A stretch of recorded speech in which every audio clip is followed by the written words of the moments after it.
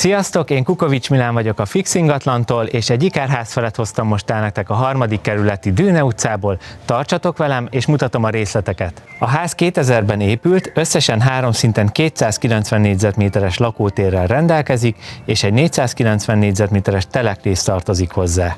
Az alsó szinten található egy 38 négyzetméteres fűtött garázs, egy 32 négyzetméteres fitnessterem, egy kisebb méretű borospince, egy hálószoba, és egy fürdőszoba beépített szaunával.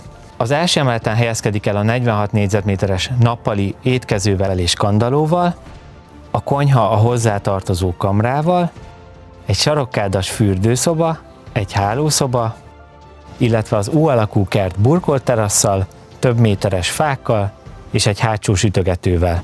A ház felső szintje jelenleg egy 50 négyzetméteres egylégterű szobából, másik 2 kisebb szobából és 2 erkélyből áll.